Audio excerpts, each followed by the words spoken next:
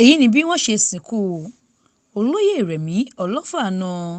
Aago 4 ìrọ̀lẹ́ òní Friday ọjọ́ 5 oṣù kínní ọdún 2024 ní Alhaji Ìmáàmù Jagun Ọ̀gá-ńlá ti ìlú Ẹdẹ nípínlẹ̀ Ọ̀ṣun kírun sí òkú olóògbé Adédèjì Aderẹmi, ẹni tí gbogbo èèyàn mọ̀ sí Ọlọfaana. Lẹ́yìn náà ni wọ́n sì gbé sínú kòtò.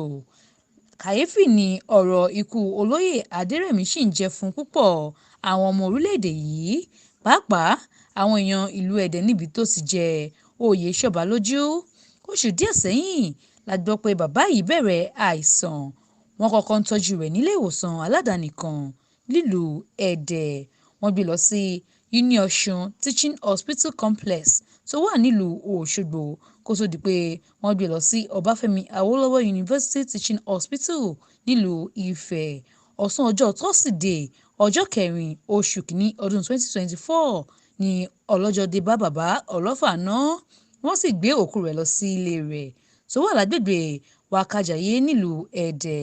Lára àwọn àgbààgbà onífíìmù tí wọ́n wà níbẹ̀ ni Fọ́kòkò, Adẹ́rùpọ̀kọ̀, Àbẹ̀ní Àgbọ́n, Pápì Lolo, Ṣòkòtì, Dìgbòlùjà àti bẹ́ẹ̀ bẹ́ẹ̀ lọ. Gbogbo wọn ni wọ́n sì sọ nípa iṣẹ́ rere tí olóògbé yìí gbáyé ṣe.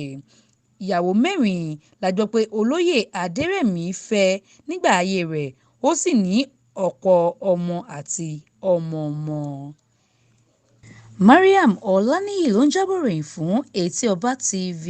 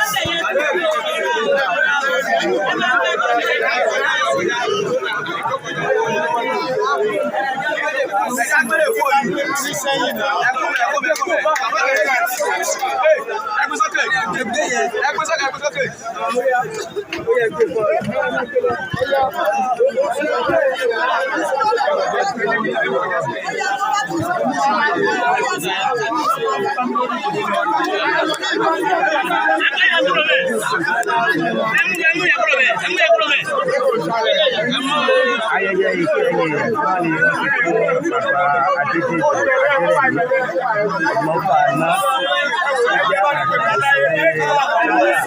Yorùbá náà ni wọ́n ṣe lọ́wọ́lọ́wọ́ ní ilé wọn tó wà ní ìlú Ẹdẹ ní ìpínlẹ̀ Ọ̀ṣun.